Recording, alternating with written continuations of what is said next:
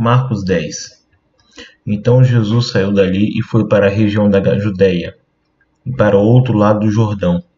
Novamente uma multidão veio a ele, segundo o seu costume, ele a ensinava. Alguns fariseus aproximaram-se dele para pô-lo à prova, perguntando: É-me permitido ao homem divorciar-se de sua mulher? O que Moisés lhes ordenou? Perguntou ele. Eles disseram: Moisés permitiu que o homem desse uma certidão de divórcio e mandasse embora. Respondeu Jesus: Moisés escreveu essa lei por causa da dureza do coração de vocês, mas no princípio da criação Deus os fez homem e mulher. Por esta razão, o homem deixará pai e mãe e se unirá à sua mulher, e os dois se tornarão uma só carne. Assim eles já não são dois, mas sim uma só carne. Portanto, que Deus uniu, ninguém os separe. Quando ele estava em casa novamente, os discípulos interrogaram Jesus sobre o mesmo assunto. Ele respondeu: Todo aquele que se divorciar de sua mulher e se casar com outra mulher estará cometendo adultério contra ela. E se ela se divorciar de seu marido e se casar com outro homem, estará cometendo adultério. Alguns traziam crianças a Jesus para que ele tocasse nelas, mas os discípulos os repreendiam. Quando Jesus viu isso, ficou indignado e lhes disse: Deixe vir a mim as crianças, não as impeçam, pois o reino de Deus pertence aos que são semelhantes a elas. Digo-lhes a verdade: quem não receber o reino de Deus como uma criança nunca entrará nele. Em seguida tomou as crianças nos braços, impôs-lhes as mãos e os abençoou. Quando Jesus ia saindo, um homem correu em sua direção, pôs-se de joelhos diante dele e lhe perguntou: Bom mestre, que farei para herdar a vida eterna? Respondeu-lhe Jesus: Por que você me chama bom? Ninguém é bom a não ser um, que é Deus. Você conhece os mandamentos: não matarás, não adulterarás, não furtarás, não darás falso testemunho, não enganarás ninguém, honra teu pai e tua mãe. E ele declarou: Mestre, a tudo isso tenho obedecido desde a minha adolescência. Jesus olhou para ele e o amou. Falta-lhe uma coisa, disse ele: Vá, venda tudo que você possui e dê o dinheiro aos pobres, e você terá um tesouro no céu. Depois venha e siga-me. Diante disso, ele ficou abatido e afastou-se triste, porque tinha muitas riquezas. Jesus olhou ao redor e disse aos seus discípulos: Como é difícil aos ricos entrar no reino de Deus. Os discípulos ficaram admirados com essas palavras, mas Jesus repetiu: Filhos, como é difícil entrar no reino de Deus. É mais fácil passar um camelo pelo fundo de uma agulha do que um rico entrar no reino de Deus. Os discípulos ficaram perplexos e perguntaram uns aos outros: Neste caso, quem pode ser salvo? Jesus olhou para eles e respondeu: Para o homem é impossível, mas para Deus não. Todas as coisas são possíveis para Deus.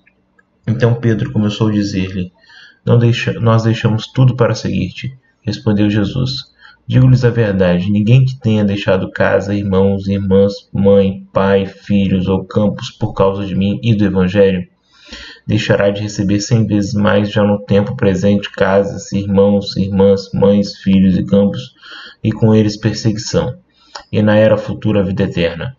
Contudo, muitos primeiros serão últimos, e os últimos serão primeiros. Eles estavam subindo para Jerusalém e Jesus à frente. Os discípulos estavam admirados, enquanto os que o seguiam estavam com medo. Novamente ele chamou à parte os 12 e ele lhes disse o que haveria de lhe acontecer. Estamos subindo para Jerusalém e o Filho do Homem será entregue aos chefes dos sacerdotes e aos mestres da lei.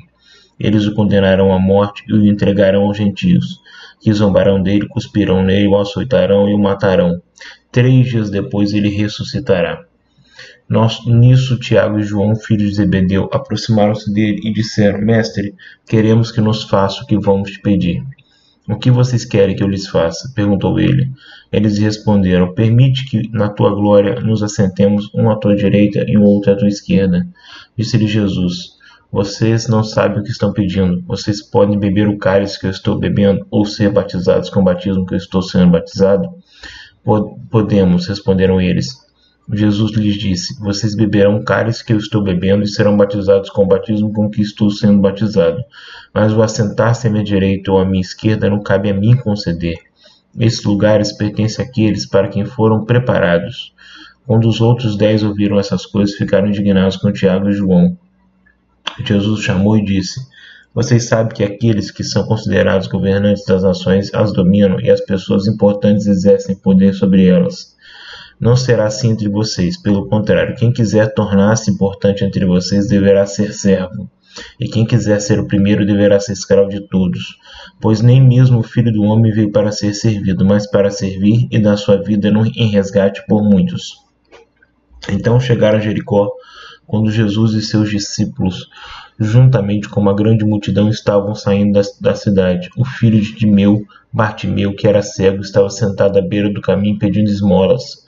Quando ouviu que era Jesus de Nazaré, começou a gritar: Jesus, filho de Davi, tem misericórdia de mim. Muitos o repreendiam para que ficasse quieto, mas ele gritava ainda mais: Filho de Davi, tem misericórdia de mim. Jesus parou e disse: Chame-no. E a chamaram o cego: Ânimo, levante-se, ele o está chamando. Lançando sua capa para o lado, de um salto pôs-se de pé e dirigiu-se a Jesus. O que você quer que eu lhe faça? Perguntou Jesus. O cego respondeu: Mestre, eu quero ver. Vá, disse Jesus, e a sua fé o curou. Imediatamente ele recuperou a visão e seguia Jesus pelo caminho.